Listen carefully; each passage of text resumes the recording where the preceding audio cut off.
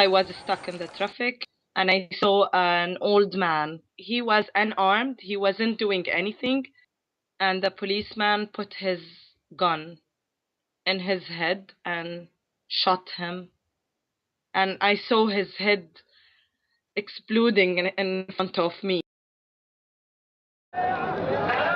In February 2011, amidst the broader Arab Spring, huge pro-democracy demonstrations broke out in Bahrain. The government ultimately met those demonstrations with a very severe crackdown. Naziha Saeed witnessed an unarmed protester being shot and killed at very close range by a police officer.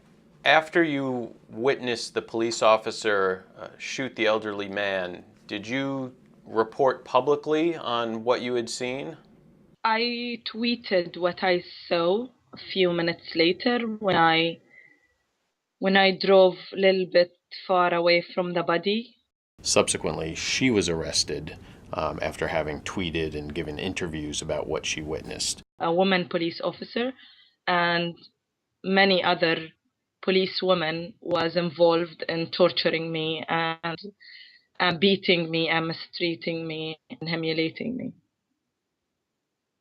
How many police officers did you identify as having abused you? I identified around 4. Only one was sent to court, and she got acquitted later on.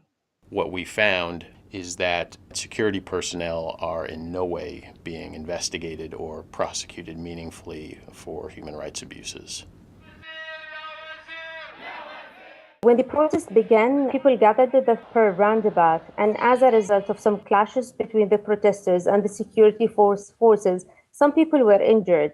At that time, the government refused to treat those people. I felt obligated with some other colleagues that we need to do something for those people. At the end of the day, they're humans and they need to be treated.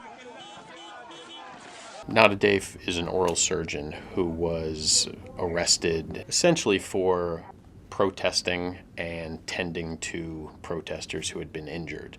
I didn't know for what reason I was arrested, and I was kept in detention for 50 days. Can you describe how you were treated while you were detained? I was beaten, I was kicked, and I was electrocuted. I was able to identify my torturer. I told all of these information to the prosecutor, and unfortunately, nothing came out of this. She was never found guilty. All charges were dropped against her, and on the contrary, she was promoted. Nabil Rajab, a longtime human rights defender and a member of a Human Rights Watch advisory board, was given a 2-year jail sentence for attending protests that had not been approved in advance by the government. The court verdicts don't conclude in any way that he was involved in violence of any sort at all. Nonetheless, he got a 2-year jail term, which is more than some of the security personnel have received for killing people. So the picture is very clear for us. Whenever it is to do with demonstrators, the sentences are very harsh, very severe. And when it is to do with the police officer responsible for torture, they are either acquitted or they are receiving very, very, very light sentences. The US and the UK have too often been muted in their criticism of Bahrain's human rights record. In fact, recently the UK cited judicial reform as something the Bahrainis are doing well.